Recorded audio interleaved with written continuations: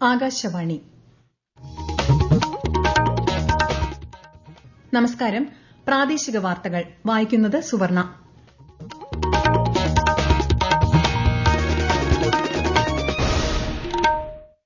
പ്രധാന വാർത്തകൾ. രാഷ്ട്രപതിയുടെ അഭിസംബോധനയിന്മേലുള്ള നന്ദി പ്രമേയത്തിന് അംഗീകാരം നൽകിയ ശേഷം രാജ്യസഭ അനിശ്ചിതകാലത്തേക്ക് പിരിഞ്ഞു. 15ാം ധനകാര്യ കമ്മീഷൻ ശുപാർശ പ്രകാരം കേരളത്തിലെ ഗ്രാമപഞ്ചായത്തുകൾക്ക് ഗ്രാന്റ് അനുവദിക്കുന്നതിൽ വീഴ്ച വരുത്തിയെന്ന മാധ്യമ റിപ്പോർട്ടുകൾ തള്ളി കേന്ദ്ര സർക്കാർ. ഏലം കർഷകരുടെ വായ്പകൾക്ക് മൊറട്ടോറിയം പ്രഖ്യാപിക്കുന്നതിന് സംസ്ഥാനതല ബാങ്കേഴ്സ് സമിതിയുമായി ചർച്ച നടത്താൻ മുഖ്യമന്ത്രിയുടെ അധ്യക്ഷതയിൽ ചേർന്ന ഉന്നതതല യോഗത്തിൽ തീരുമാനം. നിതി ആയോഗിന്റെ നേതൃത്വത്തിൽ നടപ്പാക്കുന്ന സമ്പൂർണ്ണത അഭിയാന് നാളെ വയനാട് ജില്ലയിൽ തുടക്കം. സംസ്ഥാന സ്കൂൾ കലോത്സവം ഡിസംബറിൽ തിരുവനന്തപുരത്ത് നടക്കുമെന്ന് മന്ത്രി വി ശിവൻകുട്ടി.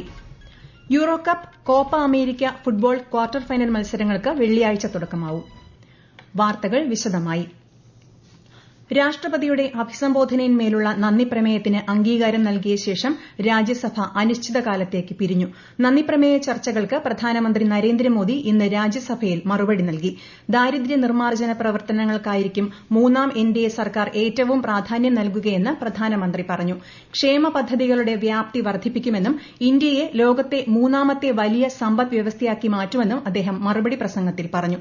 പൊതുഗതാഗത മേഖലയിൽ വൻതോതിലുള്ള മാറ്റങ്ങൾ അടുത്ത 5 വർഷത്തിനിടെ നടപ്പാക്കും. ഭരണഘടന സംരക്ഷിക്കുമെന്ന വിശ്വാസത്തിന്റെ പേരിലാണ് മൂന്നാം തവണയും എൻഡിഎ സർക്കാരിനെ ജനങ്ങൾ അധികാരത്തിലെത്തിച്ചതെന്നും സർക്കാരിന് ദിശ പകരുന്ന ദീപസ്തംഭമാണ് ഭരണഘടനയെന്നും ശ്രീ മോദി പറഞ്ഞു. കോൺഗ്രസാണ് ഭരണഘടനയുടെ ഏറ്റവും വലിയ ശത്രുക്കളെന്നും അദ്ദേഹം കുറ്റപ്പെടുത്തി.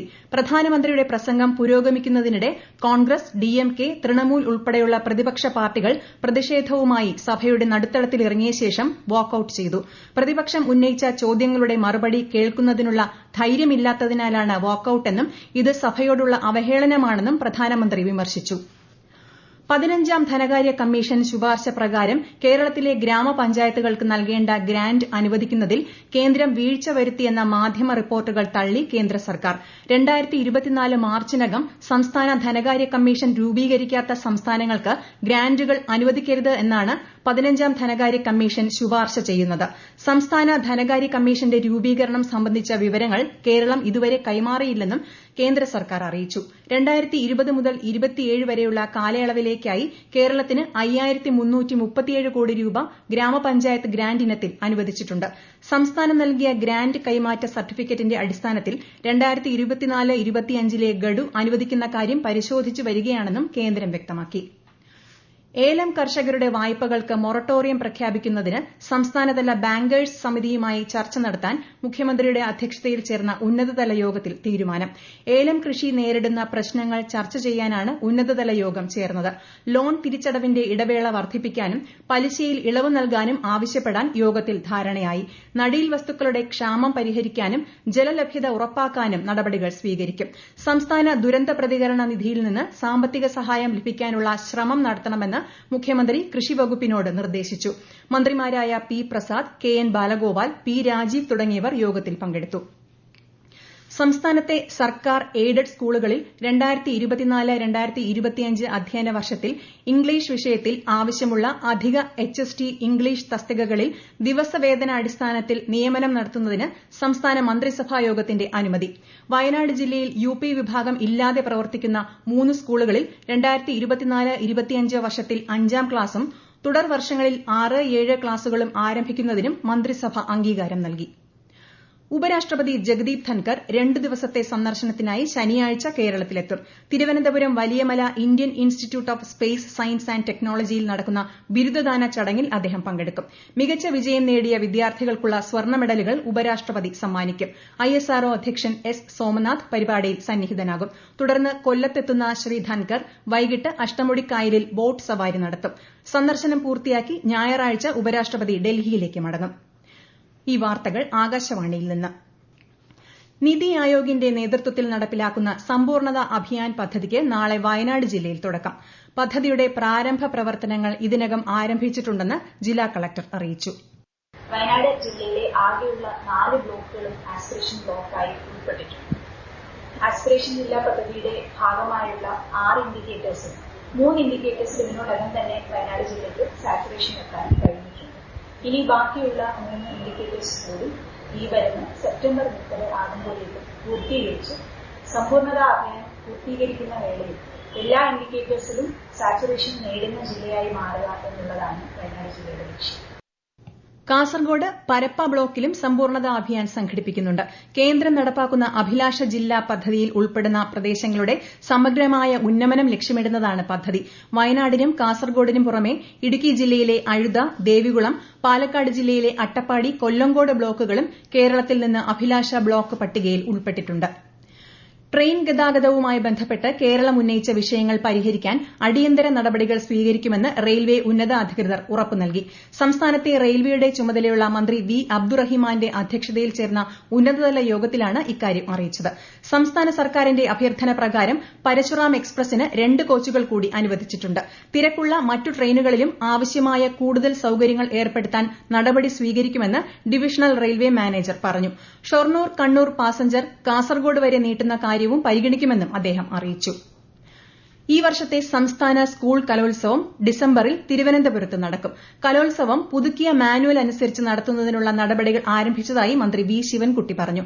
സംസ്ഥാന സ്കൂൾ കായികമേള ഒക്ടോബറിൽ എറണാകുളം ജില്ലയിൽ നടത്തുമെന്നും മന്ത്രി അറിയിച്ചു. ഒളിമ്പിക്സ് മാതൃകയിൽ അത്ലറ്റിക്സും ഗെയിംസും ഒരുമിച്ച് സംഘടിപ്പിക്കുന്ന രീതിയിൽ മേള നടത്തുന്നതിനുള്ള പ്രവർത്തനമാണ് നടന്നുവരുന്നത്. ലോക്സഭാ തെരഞ്ഞെടുപ്പിലെ പരാജയ കാരണങ്ങൾ തിരിച്ചറിഞ്ഞ് ആവശ്യമായ തിരുത്തലുകൾ വരുത്തുമെന്ന് CPIM general secretary Sitaram Yechury.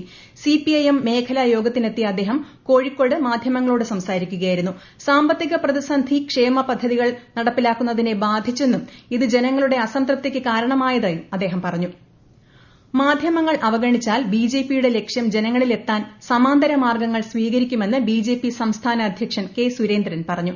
Janmabhumi സുവർണ ജയന്തി ആഘോഷത്തിന്റെ സ്വാഗത സംഘം ഓഫീസ് ഉദ്ഘാടനം കോഴിക്കോട് നിർവഹിക്കുകയായിരുന്നു അദ്ദേഹം. ദേശീയ ശക്തികളെ മുന്നോട്ടു പോകാൻ അനുവദിക്കില്ലെന്ന മാധ്യമ നിലപാടിനെതിരെ ശക്തമായി പോരാടുമെന്നും അദ്ദേഹം പറഞ്ഞു. മഹാരാഷ്ട്രയിൽ സിക്ക വൈറസ് ബാധ റിപ്പോർട്ട് ചെയ്ത സാഹചര്യത്തിൽ കേന്ദ്ര ആരോഗ്യ മന്ത്രാലയം സംസ്ഥാനങ്ങൾക്ക് ജാഗ്രതാ നിർദ്ദേശം നൽകി. ഗർഭിണികളെ സിക്ക വൈറസ് ബാധയുണ്ടോ എന്ന് പരിശോധിക്കുന്നതിനും സിക്ക ബാധിച്ച ഗർഭിണിയിൽ ഭ്രൂണ വളർച്ച നിരീക്ഷിക്കുന്നതിനും വേണ്ട സൌകര്യങ്ങൾ ഉറപ്പുവരുത്താൻ നിർദ്ദേശത്തിൽ പറയുന്നു. രണ്ടാമതും ഡെങ്കിപ്പനി ബാധിച്ചാൽ ആരോഗ്യനില സങ്കീർണമാകാൻ സാധ്യതയുള്ളതിനാൽ അതീവ ജാഗ്രത പാലിക്കണമെന്ന് ആരോഗ്യമന്ത്രി വീണ ജോർജ്. 5% പേർക്ക് രണ്ടാമതും രോഗം വന്നാൽ തീവ്രമാകാൻ സാധ്യതയുള്ളതിനാൽ കൊതുകിന്റെ ഉറവിട നശീകരണം ഏറെ പ്രധാനമാണെന്നും മന്ത്രി പറഞ്ഞു. Euro Cup Copa America football quarter final മത്സരങ്ങൾക്ക് വെള്ളിയാഴ്ച തുടക്കം. മറ്റന്നാൾ രാവിലെ 6:30 നടക്കുന്ന അർജന്റീന ഇക്വഡോർ മത്സരത്തോടെയാണ് കോപ്പ ക്വാർട്ടർ മത്സരങ്ങൾ ആരംഭിക്കുക. ശനിയാഴ്ച വെനസ്വേല കാനഡയെയും ഞായറാഴ്ച നടക്കുന്ന മത്സരങ്ങളിൽ കൊളംബിയ പനാമയെയും യുറുഗ്വേ ബ്രസീലിനെയും നേരിടും. യൂറോ കപ്പിൽ മറ്റന്നാൾ രാത്രി 9:30 സ്പെയിൻ ജർമ്മനിയുമായി ഏറ്റുമുട്ടും. ശനിയാഴ്ച പോർച്ചുഗൽ ഫ്രാൻസിനെയും ഇംഗ്ലണ്ട് സ്വിറ്റ്സർലൻഡിനെയും നേരിടും. നെതർലൻഡ്സും തുർക്കിയെയും തമ്മിലുള്ള യൂറോ കപ്പ് ക്വാർട്ടർ മത്സരം ഈ മാസം 7 നടക്കും. ആലപ്പുഴ ജില്ലയിലെ മാന്നാറിൽ 15 വർഷം മുൻപ് കല എന്ന യുവതിയെ കൊലപ്പെടുത്തി മൃതദേഹം മറവു ചെയ്ത കേസിൽ അറസ്റ്റിലായ 3 പ്രതികളെ കോടതി 6 ദിവസത്തേക്ക് പോലീസ് കസ്റ്റഡിയിൽ വിട്ടു. ജിനു, പ്രമോദ്, സോമരാജൻ എന്നിവരാണ് കേസിൽ അറസ്റ്റിലായത്. കൊല്ലപ്പെട്ട കലയുടെ ഭർത്താവ് അനിൽകുമാറാണ് കേസിലെ 1-ാം പ്രതി. നീറ്റ് പരീക്ഷാ ക്രമക്കേടുമായി ബന്ധപ്പെട്ട് നാളെ രാജ്യവ്യാപകമായി വിദ്യാഭ്യാസ ബന്ദിന് ആഹ്വാനം. എസ്എഫ്ഐ, എഐഎസ്എഫ് തുടങ്ങിയ സംഘടനകളാണ് വിദ്യാഭ്യാസ ബന്ദിന് ആഹ്വാനം ചെയ്തത്. പഠിപ്പ് മുടക്കിന് പിന്നാലെ നാളെ രാജ്ഭവൻ മാർച്ചും എസ്എഫ്ഐ പ്രഖ്യാപിച്ചു. ന്യൂനമർദ്ദ പാത്തിയുടെയും ചക്രവാത ചുഴിയുടെയും സ്വാധീനത്താൽ സംസ്ഥാനത്ത് ചൊവ്വാഴ്ച വരെ ഇടിമിന്നലോട് കൂടിയ വ്യാപക മഴയ്ക്ക് സാധ്യത. ഇന്ന് കണ്ണൂർ, കാസർഗോഡ് ജില്ലകളിലും നാളെ കോഴിക്കോട്, കണ്ണൂർ, കാസർഗോഡ് ജില്ലകളിലും മഞ്ഞ ജാഗ്രതയാണ്. രാജ്യത്തെ ഓഹരി വിപണികൾ ഇന്ന് നേട്ടത്തിൽ വ്യാപാരം അവസാനിപ്പിച്ചു. ബോംബെ ഓഹരി സൂചിക സെൻസെക്സ് 545 പോയിന്റ് നേട്ടത്തിൽ 79,987 നിഫ്റ്റി 163 പോയിന്റ് വർദ്ധിച്ച് 24,287 വ്യാപാരം അവസാനിപ്പിച്ചു. സ്വർണ്ണവിലയിൽ മാറ്റമില്ല. പവന് 53,080 രൂപയും ഗ്രാമിന് 6,635 രൂപയുമാണ് വില. പ്രധാന വാർത്തകൾ വീണ്ടും. രാഷ്ട്രപതിയുടെ അഭിസംബോധനയിന്മേലുള്ള നന്ദിപ്രമേയത്തിന് അംഗീകാരം നൽകിയ ശേഷം രാജ്യസഭ അനിശ്ചിതകാലത്തേക്ക് പിരിഞ്ഞു. 15ാം ധനകാര്യ കമ്മീഷൻ ശുപാർശ പ്രകാരം കേരളത്തിലെ ഗ്രാമപഞ്ചായത്തുകൾക്ക് ഗ്രാന്റ് അനുവദിക്കുന്നതിൽ വീഴ്ച വരുത്തിയെന്ന മാധ്യമ റിപ്പോർട്ടുകൾ തള്ളി കേന്ദ്ര സർക്കാർ. ഏലം കർഷകരുടെ വായ്പകൾക്ക് മൊറട്ടോറിയം പ്രഖ്യാപിക്കുന്നതിന് സംസ്ഥാനതല ബാങ്കേഴ്സ് സമിതിയുമായി ചർച്ച നടത്താൻ മുഖ്യമന്ത്രിയുടെ അധ്യക്ഷതയിൽ ചേർന്ന ഉന്നതതല യോഗത്തിൽ തീരുമാനം.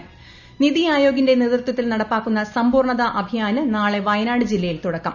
സംസ്ഥാന സ്കൂൾ കലോത്സവം ഡിസംബറിൽ തിരുവനന്തപുരത്ത് നടത്തുമെന്ന് മന്ത്രി V Sivankutty. Euro Cup, Copa America football quarter final മത്സരങ്ങൾക്ക് വെള്ളിയാഴ്ച തുടക്കമാകും.